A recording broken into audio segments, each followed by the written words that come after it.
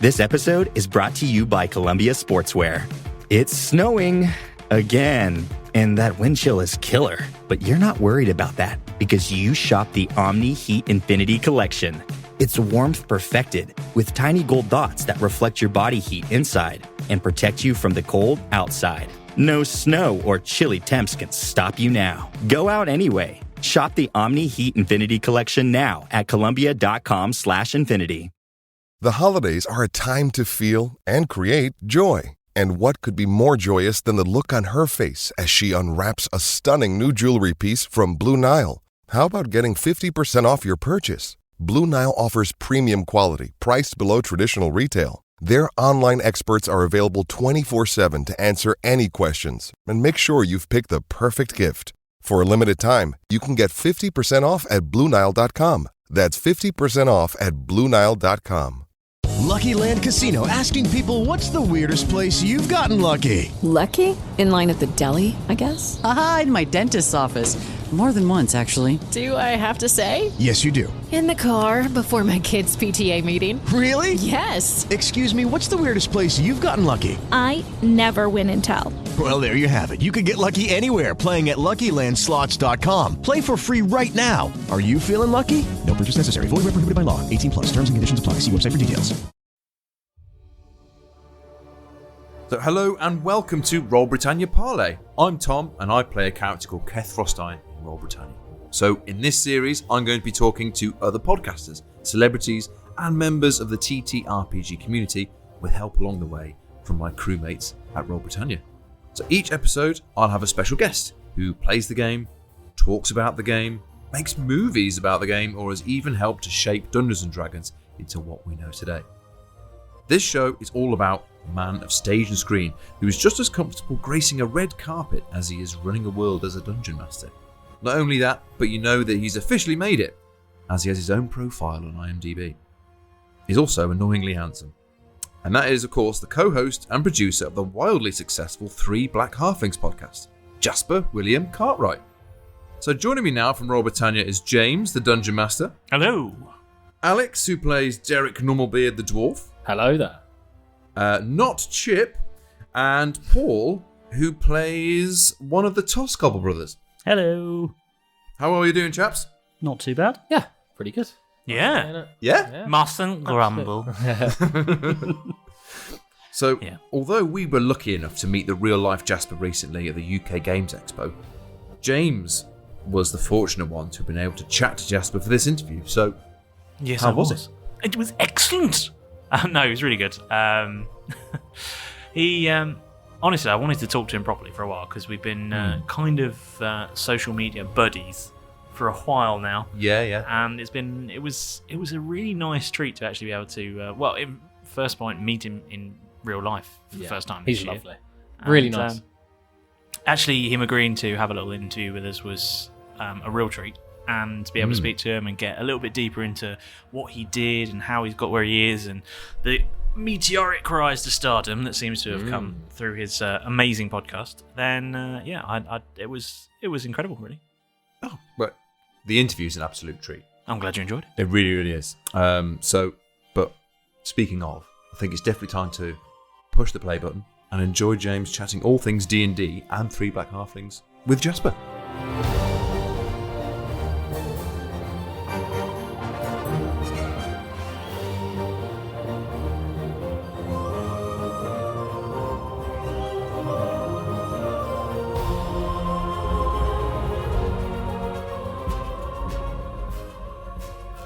Jasper Cartwright, how are you? I'm very good, thank you. It's very cool to be here, and I'm doing well. A slightly frantic beginning to this, bit after being stuck in lots of traffic, but I made it. We're here and we're doing it. So I'm happy to be here.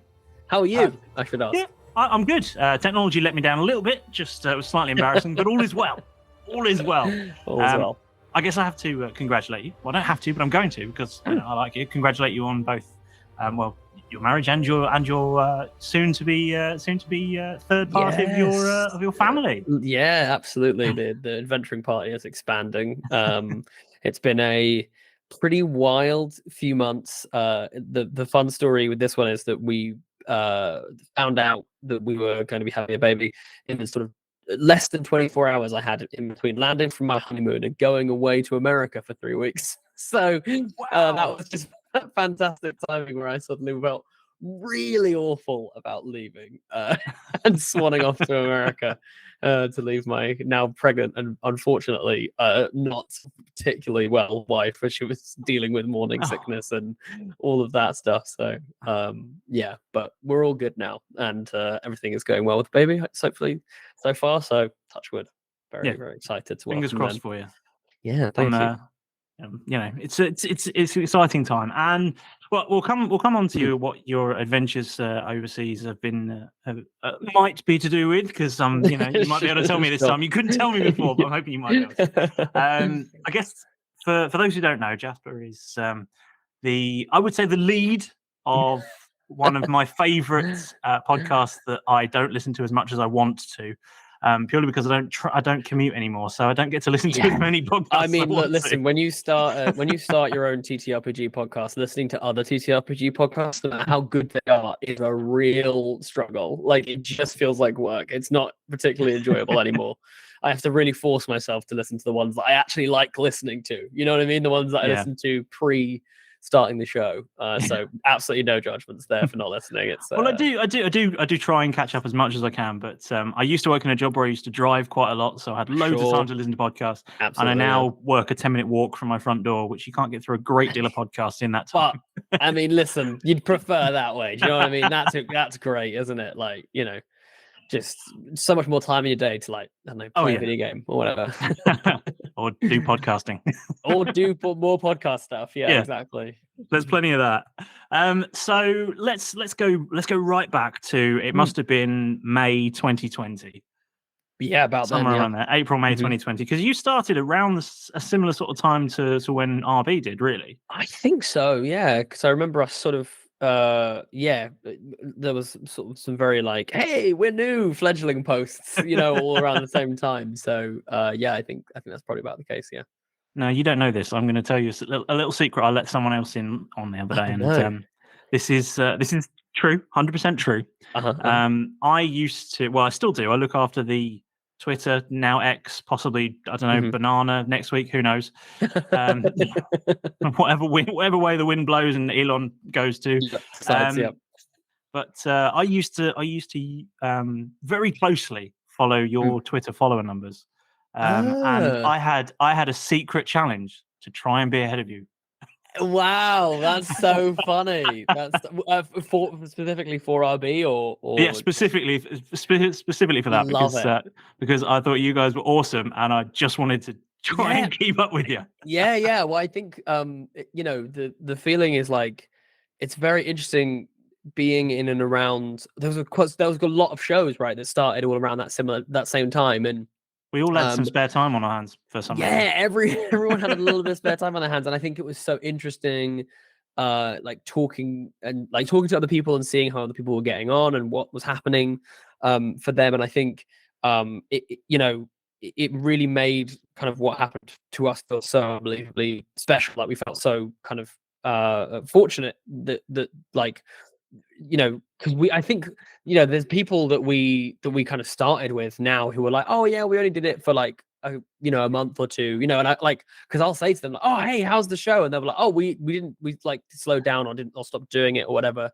And I just think it's like, yeah, it was just so unbelievably like fortunate and happy and grateful and, you know, whatever, all of the words for the fact that we're still here, you know, going strong. And like yourselves, I mean, you know, I'll let you in a little secret. I remember always watching and looking over at Roll Britannia and being so jealous because I was like, damn, it all looks so professional. Like, I felt like, you know, 3BH was just like me there with my Photoshop open being like, what am I going to make today? You know what I mean? And I'd look over and you guys, all your branding's on point, and I'm like, oh, geez, this is embarrassing. I need to be doing better here. So yeah, the feeling's mutual. Oh, awesome. I feel really good now. Thank you. Yeah, I'll not get through that small door behind me to get back out of the room. So let's start where, you know, where it all began, really. I mean, tell us about what your background is, My understanding is you've got a very theatrical background, and I guess that played a Yes. part. But what's your background in that you can share, and what brought you to then, other than having a lot of time in your hands, what brought you to wanting to start Three Black Halflings? Yeah, so I started. I trained as an actor at the Royal Central School of Speech and Drama in London, and I've always been a bit of I guess like a modern day tinkerer type. You know what I mean? Like I've always been kind of obsessed of like, what's the next thing, what's the new thing. It kind of hilariously, the industry of acting does not suit my personality at all, because the industry of acting is work on yourself, improve yourself, and then kind of position yourself where you can kind of, that phone call will come and you'll book work. And I just physically cannot do that. Like I cannot sit still for 5 minutes and wait for anything. And so I've always kind of been looking for what that new thing was, and I still do want to be and get into filmmaking, but it was just that I'd started getting into D&D. I've been playing a lot, at the beginning of lockdown. It was a really good excuse to get together with my friends. And me and Jeremy, one of my co-hosts, we would just sit on the phone for, like hours after we'd play a game and be talking about it. And I always say one of the best sort of happy accidents I feel like I had with Three Black Halflings is that I didn't really know the space that well. So I didn't really conceive of the idea that we could make an actual play. And I think it kind of helped in some way, because I think that what we ended up finding and the kind of niche we ended up filling only kind of really happened because we were a sort of more of a talk show, which, I mean, even now isn't that kind of prevalent within the space. I think there's a lot more shows that are like starting to do bits and and whatever. But I think had we made an actual play, I mean, I don't think I could have stuck it out, honestly. I mean, you guys, absolutely unbelievable that you kind of keep going, because just the stress of actual play. It's like we do like one a year, and I want to like throw myself against a wall, like like it's just like scheduling and pulling like the production stuff all together, music, and oh god, there's just so many moving parts to it. That I think it's incredibly impressive for me that anyone that manages to pull off like an ongoing campaign or anything like that, because we nipped that in the bud real quick after we started. We were like, are we gonna do this? No, we're not. And so yeah, we would be on the phone for ages, and I remember just being like, oh, this is kind of like an interesting conversation. And then it was actually I suggested it. I always talk about this long fabled lost episode of Three Black Halflings, which is where I was using my phone as a microphone while sat on a bed, and then my phone kept going off because I didn't put it in airplane mode. So I kept on hiding it under the duvet, and then remembering that it was my mic, and then putting it back in front of myself. And then Jeremy did have a mic, but he had a fan blowing directly down the mic the whole time. And that was honestly nearly the death of it. That was nearly the death of Three Black Halflings, because I remember I sort of started to put it together and went, that was just absolutely. Can I swear on this? Yeah, feel free. I was like, what the fuck is this? This is terrible. Like, this is absolutely shit. And so I was like, hey, look, let's do it again. I'm going to buy myself a mic because I wanted to get into voice acting, and I kind of like, so I bought myself like a not a particularly impressive one, and I was just like, let's just try it again.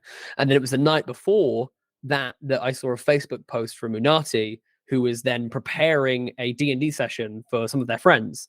And I just messaged them and was like, hey, would you be down to jump on tomorrow and just like record an episode of a podcast?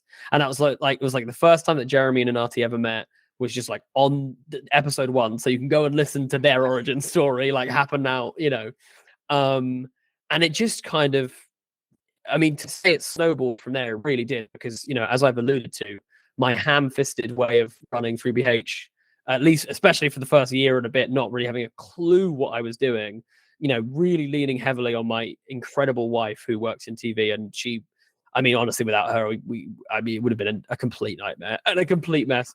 But it really just snowballed from there. And, even to this day, I kind of will have to sort of look around and pinch myself at some of the things that, we get to do, and some of the opportunities that it's afforded me.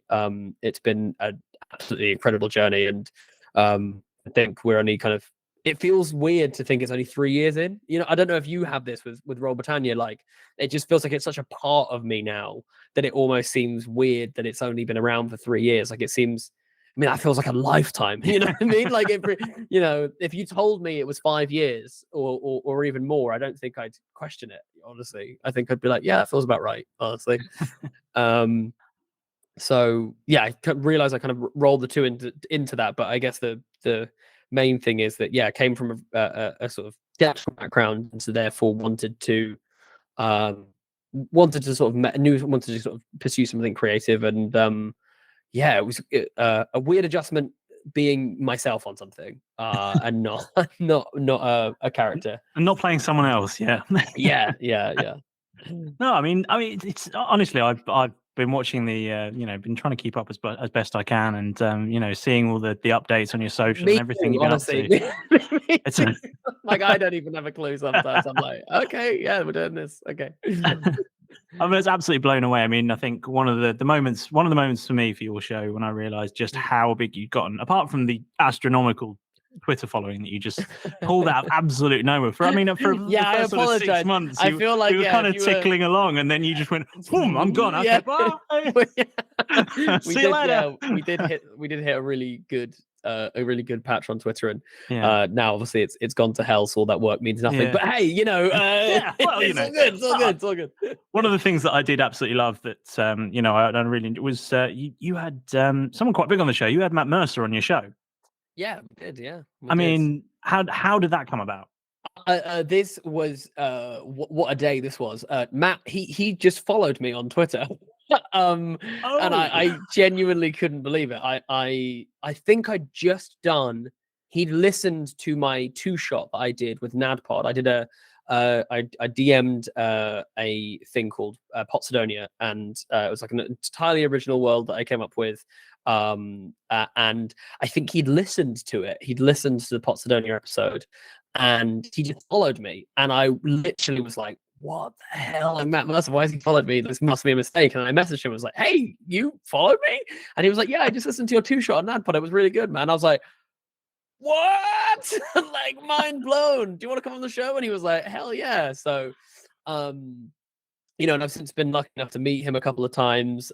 He took me to one of his favorite sushi restaurants sushi places in LA. So that's like definitely one of those like pinch myself moments where I'm sat across the way. This was right as Matt was.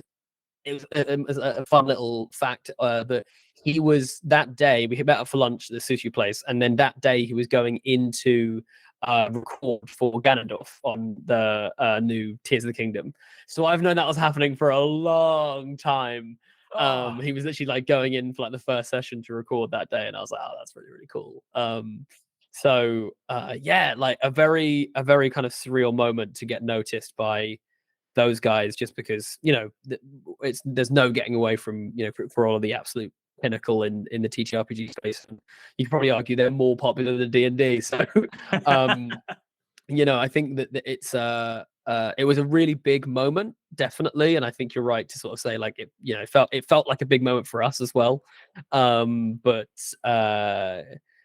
is also at the same time it's so funny and so strange how quickly that stuff becomes like just pretty normal, like because I know a lot of these guys now, and that's definitely not a brag. It's more just like actually, to be honest, it's more just a testament of like what wonderful people they are. Like Matt is genuinely one of the nicest human beings. Like, you really want him to be a bit of an arsehole.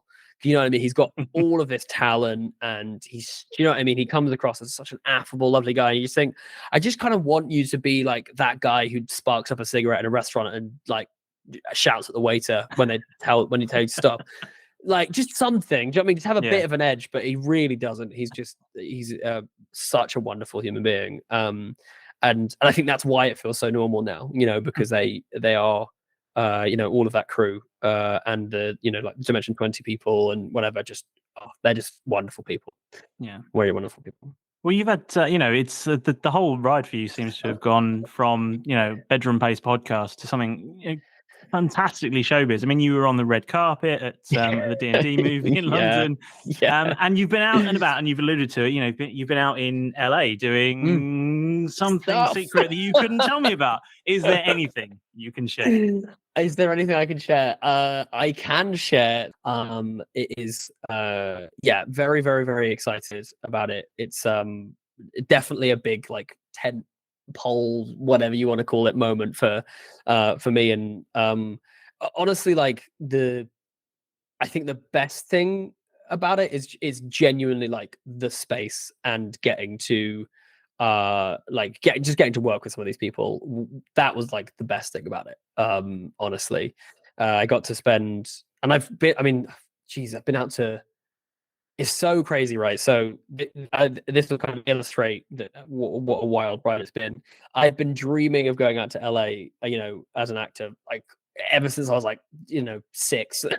And like I've been out 3 times since last May, and then I'm going again in September.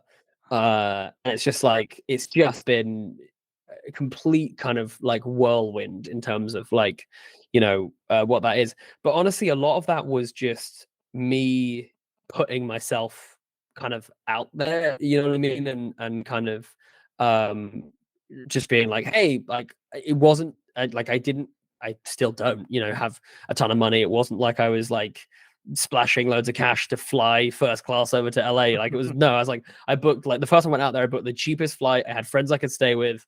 I was like eating like 1 meal a day. So I could get Ubers places, and, but it was really important to me to go out and sort of say like, hey, I'm here and I want to work and I want to, because I knew people, because I'd gotten to know people. I was so lucky that so many people were so generous with the time coming on to like Halflings. I mean, that's the reason why we are where we are, is because just the sheer number of people that were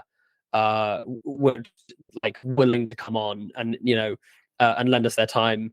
And so then, I was just like, I want to meet these people. I want to hang out with them. I want to see what's up. And it's paying off, which is really, really cool. But I apologize, I can't say more than that, just because I will get in a lot of trouble. Yeah, that's fine. I just thought I'd tease if there was anything we could do. But I think you have given us some little hints and tips there, so I quite like it. I was getting out. I did this to Luke Gygax when I spoke to him, and I'm going to drop the serious question on you now, because I like to know, get down to the real stuff. Let's get around to the dirty stuff. What dice is your set of dice? No, I will ask you that, but no. Obviously, D&D's been massive in the headlines over the last sort of 12 months with all sorts going on, and I've been really interested to find out about the world, because I had never played before we started the podcast. Yeah, sure. So to me, all of the history of it was kind of a mystery. And weird poetry, but obviously there's a lot that I didn't know about the game, and a lot that I've come to learn about it. And obviously one of the things that makes 3 Black Halflings so unique is actually your emphasis on creating diversity in the game and inclusion. And that's probably one of the reasons you're one of my favorite shows to listen to, is actually that aspect of it, because it's for me absolutely fascinating to hear about this world from another point of view, because a lot of the stuff that I listen to is from the very stereotypical point of view, and as much as it's great, I think the world is better for hearing more variety and more backgrounds brought into it. So really wanted to know about your why, what drove you to sort of really highlight this part of the game, and how you feel that's played out in the world, and if that's changed, improved, got worse. What are your thoughts? Obviously, don't feel like you have to put the entire world to rights, but it's but I will. Please do.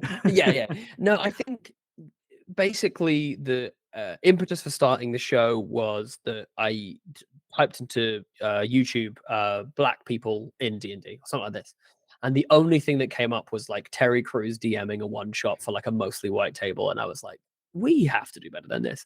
And honestly, like there were a lot more people already in the space, already doing stuff, and they laid the groundwork. They kind of ran so that 3 Black Halflings could fly. All those kind of things. But it really just felt like there was a lack of representation, and then more so than that, there was a lack of a conversation about representation. It wasn't like there wasn't a place, it didn't feel like, for people to have that conversation or to express those feelings. And it sounds a bit weird, but I really wanted Three Black Halflings, and I still do, which is what kind of will feed into the next thing. I've always wanted Three Black Halflings to be a bit messy. And what I mean by that is that, like, we're so used to now on social media to have, everyone has to have their exact opinion. This is how I feel, and you can't, you know what I mean? You can't kind of like, it doesn't feel like there's a space other than conversation to just work things out, to figure out how you feel about something, to remove the knee-jerk reaction and just be like, actually, how does that make me feel? And can I have a different opinion to someone who I identify very closely with? Might I have a different opinion, or might I take things in a different way? Which kind of leads me on to the conversation about the last 12 months, because this is something that internally within Three Black Halflings we've been having a lot of discussions about, and we do feel differently. Like Jeremy and I feel very differently about it, and like there's no like need to go into like super specifics there, because I don't want to speak for Jeremy either, but just even from my own perspective, I've always been like I've always wanted to sort of fix it from inside the house kind of thing. I was on the side of Brexit where I was like, nope, we definitely shouldn't leave, because whilst I agree it's not a perfect system, I think we're better off staying kind of there and involved in the conversation. And I think that for me, D&D has made some really positive strides. There's a lot of things that I think are I also will just caveat this by saying I'm generally just a very optimistic person. It's just the way that I kind of have to operate. Otherwise, I feel like I just get extremely down all the time because news is crap. But like, I feel like there's been a lot of really positive strides, and also moreover than that, I think that the fact that they've shown a willingness to walk things back, to take time, to consider things, to change things when they have made missteps, I think is honestly in today's day and age pretty huge, because most companies just go shove it. Like that's, we've made that decision. That's what's happening. There's nothing you can do about it. We're going to, people are going to buy our stuff regardless. And I think that Wizards could have done that, I think they could have done that in a lot of instances. For instance, the OGL and everything. Of course, I'm not kind of giving them a free pass. They should have never done it. And there's definitely an element of like, oh, should we wait this out and see if they'll, really kick up? And then I think because we all fought so hard against it, that's why they came back. But we ended up getting a better deal out of it, So it's sort of like, I think it swings and roundabouts. And this is not me absolving Wizards of the Coast. They've got a long way to go. And my God, there is still so much that needs to be done. There's still so much, in terms of the language of a lot of the things, the cultures that they explore within a lot of their source books, the way they use certain cultures in some of their source books. All of these things need to be explored. But I also want to, I'm just always like, I want to make sure that we are always pushing to like further the conversation, further the narrative, and whether we like it or not, Wizards are a huge part of that narrative, so we kind of have to include them. And so yeah, I think that the last 12 months have been some ups and some pretty big downs. To put it diplomatically, I think there's been some serious missteps, but having met a lot of the folks who work at Wizards as opposed to Hasbro or whatever, I know there are some really, really fantastic and really caring people who are trying desperately to put a good foot forward and show that they can be a positive force within the community and things like that. So I'm definitely in a sort of hopeful place. I think it's moving in a positive direction. It doesn't mean I think it will be perfect, by no means, but I'm at least excited to see what excited to see what comes next, and yeah, like what new spaces they explore and how they explore it, and hey, look, if they do something great, we'll be there to talk about it, and if they do something absolutely terrible, we'll absolutely be there to talk about it and to share our opinion. We've never, and I think just as a final point as well, actually, which I do think is kind of worth saying, is like we have been incredibly critical of Wizards of the Coast and some of their actions on our show. We we had we did manage to get Kyle Brink on for an interview during that whole sort of OGL kerfuffle, and we were not shy about the our opinions and everything. And Jeremy and Liv did an unbelievable job during that interview. And yet Wizards have still expressed time and time again a willingness to work with us, to feature us, to so I think that even that itself shows a willingness, because I think it'd be very easy for Wizards to say, oh, you say mean things about us quite a lot, so we're not going to work with you anymore. And that would be, and honestly, at that point, I wouldn't even blame them. I'd be like, yeah, fine. If someone just chatted shit about Three Black Halflings all the time, I probably I'm not going to have them on Three Black Halflings. Obviously, the situation is slightly different, but yeah, I think that I appreciate that. Hey guys, it is Ryan. I'm not sure if you know this about me, but I'm a bit of a fun fanatic when I can. I like to work, but I like fun too. It's a thing. And now the truth is out there. I can tell you about my favorite place to have fun. Chumba Casino. They have hundreds of social casino style games to choose from with new games released each week. You can play for free anytime, anywhere. And each day brings a new chance to collect daily bonuses. So join me in the fun. Sign up now at ChumbaCasino.com. No purchase necessary. VGW Group. Void where prohibited by law. See terms and conditions. 18+. Thank you. I mean, yeah, it's difficult. It's a difficult conversation. I think people find it very challenging to have that conversation. Yeah. And it's really thanks to your show and the very, very few shows like it that are bringing these conversations to the public eye. And actually, I think that's really, really important. So, thank you for doing that. Well, thank you for saying that. That's really nice. I just think I've always felt like, conversation is such an important part of progression. I think allowing a space for everyone to get on board, and it's always got to feel like a safe space, which is why we always kind of try to make it kind of funny or lighthearted, or we, have a joke even when we're all feeling a little bit down or whatever it is. I just think it's really, really, really, really important especially in today's day and age, because otherwise it's just, everything's so doom and gloom, everything's so knee-jerk reaction. And I'll be honest, maybe this is a spicy take, but, I think it's different when it's affecting people's livelihoods. But with a lot of this stuff with the Wizards of the Coast, I'm kind of like, okay, cool, but it's not brain surgery. They're going to walk it back. They haven't hurt anyone, really. I get that it's your thing and you love it and etc. But like, I think that we can just be like, hey, pull our hands up, say, hey, that wasn't it. My guys, that wasn't it. Walk it back. Cool. All right, nice. We've got a better version of it now. Everyone's fine. Let's move forward. So yeah, definitely. I'm glad that it's having that effect, because that's definitely our intention, is for it to be a space where we can have and house these conversations and differing opinions. Like I said, that even on our own show we see this differently. So yeah, I'm glad that it's coming across like that. Awesome. So as your show has been almost exclusively talk show based, but you have done a little bit of actual play. Yeah, I mean we've done actually by now we've done quite a bit actually. Yep. Which is too much. No, I'm joking. It's that I've given it to Jeremy. It's Jeremy's department, and he does an incredible job. But I just find I find it very stressful. But he does an amazing work. But sorry, carry on. No, it's okay. I was just going to ask you a couple of questions that I know. I like to find out about people. I like to know. What is your what's your character build? When you're playing a game, what is your character build? The go-to? It's so hard, right? So I have nearly 200 characters created now on D&D. Oh, it's not just me then. But I have played nearly all of them, like in stream. So like, it's not like I just created those for fun. I mean, I literally have played those for like streams, home games, just guesting on stuff. I literally, like, this past week I've had 4 session zeros. Whoa. In the last like week and a bit. I've had 4 session zeros for like upcoming things. And so like genuinely I've got to a point where I'm like, I don't care. Like give me any of them. I'm way more interested in like the character, and like I'm really big on allowing the mechanics to inform my character and the way they might do something.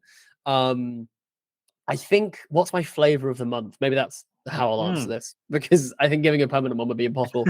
I absolutely, well, I've just started playing Baldur's Gate 3, and I did go with a Warlock, which is a little out there for me, but I always find Warlocks to be a very fun out of combat class to play, and I was really intrigued as to how that worked within Baldur's Gate. So I was like, I want to give it a try. But I probably would go somewhere down the line of like a really flavorful class. So Warlock, or I love a Sorcerer for that as well. I just think, plus my sort of OG Through Black Halflings character, the first one I played in like an actual play was a Sorcerer, and I have a deep seated love for Mooti. So I'm gonna say for now Warlock or Sorcerer would be my current choices. They'll change next week. It'll change next week when I play Warlock too much and I go, I'm bored now. I want to be a druid. I want to do Wild Shape. I want to do Wild Shape. And like the first time I played Baldur's Gate, because I was lucky enough to go to the like a little press event over in Belgium for it, and we got about 3 hours to just sit at a computer that they gave us and play the game, which was awesome.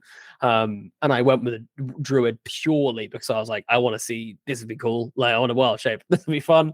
And yeah, that was great fun. You can learn the owlbear on Baldur's Gate 3, mostly because of the film. Yeah, that has sort of changed D&D lore. Is that it's beasts and owlbears. And owlbears. Which, you know what? Look, I'm fine. Like, I'm into it. It's fun having more stuff to turn into. Like, why not? It's not going to unbalance my combats that much. I'll just throw more other owlbears at you. It's fine. This is the thing for me. When I see people complain about things becoming unbalanced, I'm like, yeah, but you are the DM. Yes, so exactly. If the game's getting too easy for your players, just make the stuff harder. Yep. The thing for me is, you as the DM have all the tools in the world. The only time that I ever get annoyed about unbalancing things is if I feel like giving someone something actively takes away from another player and like their abilities, because then I think that unbalance is just like not fun, right? So sometimes I'm going to say this, sometimes paladins not great to have in the group because they're just really good at everything. Yep. You know what I mean? And it's like a little bit annoying. I think for like party dynamic, that's the only time I really care about unbalanced stuff. Like, I'll give my players anything that they want if they can justify it. And then I'm like, cool, okay, you might have an unbelievably powerful weapon now, but you can only attack with it once per round. And you still have the same amount of hit points, and I'm going to come at you with something much bigger now. Add a 1. That's it's exactly, yeah. I'll just add a 0 onto the end of their hit points, and we'll see what happens. I'm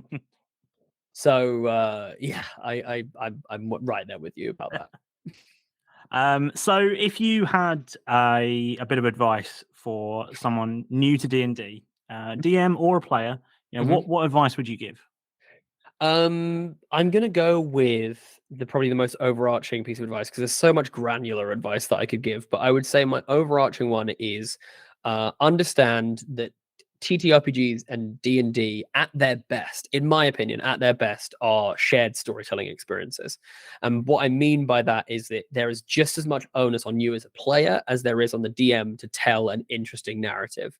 I think if you are a generous player who gives a lot to the DM and who feeds off what the DM is putting down, you will have a better experience. The table will have a better experience, and also your DM will have a better experience, because I think quite often we can forget that they're also playing a game. This isn't a job for them, most likely, unless one of us weirdos who decided to do this for a living. It's not a job for them, so therefore, give them that gift of just being prepared for a session. You know what I mean? Like, I love all of my players to bits, but it is slightly frustrating when, they'll come and be like, oh, I forgot to level up. Just do it now. And then they spend the first 20 minutes not paying any attention to what's going on. You know what I mean? You're kind of like, well, I spent 3 hours prepping for this session and making battle maps and, sorting out music playlists and whatever. And you couldn't spend 10, 20 minutes just prepping your sheet before you started.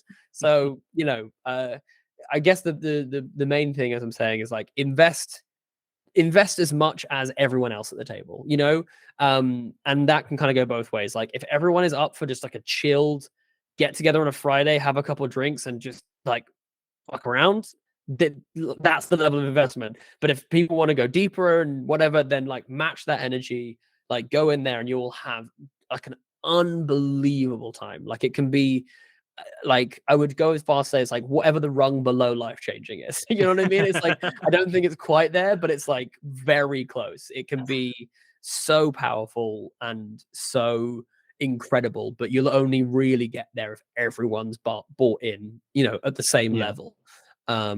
Because it makes a big old difference. Absolutely. So I guess this is kind of the point where I'm going to give you kind of a moment really to just say pretty much anything you want to say, but I'm going to kind of put you in kind of ask you a sort of a question to set you up for this, which is really what does the future hold for you, for Three Black Halflings, and what would you like to see for the future of D&D? Okay. I guess I'll answer it in those 3 stages. For me, I honestly don't I don't know. And the reason I say that is because it's been one kind of shock and surprise after another, in the sense that there has been so much, but like I've received so much positivity and kind of welcomeness, and people have invested in me and put their faith in me, and to a level that I never thought, not even in my wildest dreams I would, being on the red carpet at the D&D movie premiere, being literally 2 meters away from Chris Pine and Reggie from Page, whatever. It's like what is going on? It's ridiculous. And then like the day after, going to a private event at the Tower of London, I was drinking champagne like a foot away from Henry VIII's armor. Like it's like what is happening? So I feel like it's hard to articulate, where I see things going. All I will say is that like I'm just as sort of dedicated and passionate about making this space more accessible for everyone, about making this work. I love, creating these stories and telling these stories. And I know I've got lots of exciting things that I'm sort of trying to do, and a lot of sort of things that I'm sort of hoping will come off, but whether they do eventually, I don't know yet. But the trend is good. And I'm feeling incredibly positive about it, and just, very happy to be on the ride kind of thing. And I feel very fortunate to be very on the ride, because I think we hit a moment at the right time, and we got I think we got fortunate. I always try to stop myself, I think, from saying lucky, because I think lucky implies you didn't work for it, whereas I feel like fortunate is like, no, you worked for it, but you also happen to be in the right place at the right time. And so I think for the show, we actually had a big old sort of meeting recently to be like, where do we want to go with this? What do we want to do? How do we want to take it to the next level? How do we want to progress? Because that's definitely where, we're at a really interesting point where I feel like everyone kind of knows about us, but maybe, we need to get people, kind of as many more people like actually listening and not just knowing about us, but really engaging with us and everything that we're doing. So we've got some really, really exciting plans for the future. And I guess like ultimately we really want to, we'd love to get to live shows. We'd love to get to just being able to like go out into the community, actually meet people properly, and things like that. That would be an absolute dream for the show. And then, I mean, for the future, sorry, of TTRPGs in general, I just don't think it could be more exciting. I think that in a world where we are staring down the barrel of like AI creating stories, and studios being greedier and greedier and greedier when it comes to telling our stories, the beautiful thing about TTRPGs is the fact that something like Critical Role can exist, or Three Black Halflings, or Roll Britannia. The idea that this is something that we get to create, that we are in control of, and we are telling honest, powerful, funny, empowering stories. I think that is incredible. I don't, especially now that the OGL we've conquered that beast, and there's all of these other incredible TTRPGs available who have already said, we're never going to do anything like this. I just think it's such a bright future in terms of more and more people will be coming to the space, more and more people will be wanting to get involved, and the potential for it is endless. I'm already very much in the headspace of trying to figure out, like, what's the next thing? How do we take actual play and TTRPGs and turn it into something more? I was lucky enough to be on a season of Dark Dice at the moment, and it is amazing to hear what they take, which is essentially our game, and then turning it into this like really freshly and beautifully produced audio drama, which is terrifying to listen to, because they just do such a good job. They make it so atmospheric, and I really think that it is a powerful TTRPGs is a powerful storytelling tool, that is only going to be more useful and more sought after, I think, because I think I'm already imagining, it doesn't surprise me that Amazon, have picked up 3 series of Critical Role, because you go, well, you've basically got a script written by really talented people who know their characters inside out. You're probably writing as well fleshed out a characters as you'd get with like seasoned writers. And I think that's, and that's not to downplay what seasoned writers do at all. It's just to say that, this sheer amount of hours that they've put into those characters and that story and the knowledge of the world that Matt has and everything like that means that those characters are so well realized that when you watch the animation or whatever, you're like, oh, these don't just feel like, they absolutely don't feel like characters who are just like spontaneously appeared at the beginning of the story and then disappear at the end of the story. You really get that sense that these are, stories that are going to continue to be told and have been told before. And, we're just seeing a little window into it. And I think that's part of the kind of potential of TTRPGs in general. So I think the future is incredibly bright, and genuinely I can't think of anywhere else I'd rather be in terms of like being involved in that, being involved in an industry like this. It's incredibly exciting. Awesome. Thank you so much. And I guess my only final question for you is, can we get you on the show as a walk-on part? Please. I'd Awesome. absolutely love to. I mean, that would be great. I say walk-on, it is a podcast, so... yeah, sure. A speak on, maybe. That one. Yeah, something like that. No, I'd absolutely love to. And just generally, just to reiterate again that you guys do such a fantastic job. You've always been an amazing kind of standard bearer for us. I think you've been doing incredible, and like seeing your I was so jealous of your booth at UKG. Like, I was like, oh my, look at this. Like I decided to come here 2 days ago. These guys have got a booth. They've got, just like really amazing stuff. So, yeah, nice. Well done. Thank you so much. So before you go, then I think just make sure that everyone who's listening can find you and your show and your work. So just tell us, how people can find you, how people can listen to you, and all the websites and socials and everything. So go. Heck yeah. Feel free to follow me on social media at JW_Cartwright. That's where I'll be posting everything. If you want to hear about what all of these weird things that are nebulously happening at some point in the future, maybe, then that'll definitely be the first place to hear about them. And then, check out 3 Black Halflings. We also do a sort of semi-permanent co-host guest on a show called Games and Feelings, which is really fantastic, and the Performance Capture podcast. I think that's like kind of everything. Oh, Dark Dice, I'm on that at the moment, and I'm doing a bunch of like guesting things over the next few months, which is really, really cool. I'm very excited about.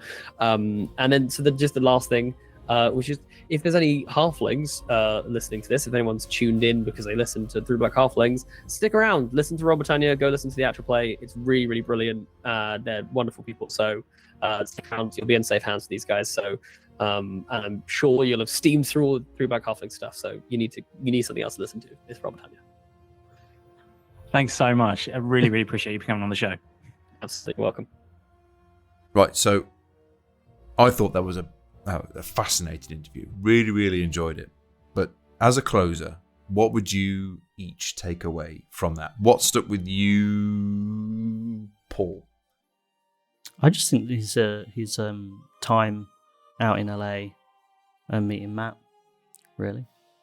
I think that was just the way all that sort of came about, and then his time on the red carpet as well. Of course. I think because I missed our chance to go down to the show earlier on this year. You guys got to experience that, although it wasn't the red carpet. It was still but weren't a pretty you cool also experience. having Anne Babby at the I time? You were being Anne Dad. You were being Anne Dad. I'm still kind of a little bit jealous Of course. that you just How want to go. Hey, how does it feel I still now? haven't seen it in the cinema. Well, You've seen it though. You've missed that chance. That's gone. Several. It's gone. I can put it on the Several months projector later if you want, if that makes it better for you. Yes. How does it feel to be 1 degree of separation away from Matt Mercer? Yeah. Oh, yeah. Yeah. Not bad, actually. Yeah. Pretty good, eh? Yeah. We know Jasper. Jasper knows him. It's enough. Boom. We're basically best buds. Yeah. That's me and Matt Mercer. That's me on top. What about you, Alex? What have you taken away from his complete honesty, I think, in the sense of not only just in the interview and being completely open to a lot of the questions and stuff that were posed to him, or all of the questions, I should say, but his complete honesty in the Three Black Halflings and the conversations that they have on that show, the fact that they were a big proponent of the critiques for Wizards of the Coast with the OGL and stuff like that, and now have ended up out of that working with Wizards of the Coast and stuff like that, and kind of fostering collaboration there, is really, really good to see those aspects of the community coming together.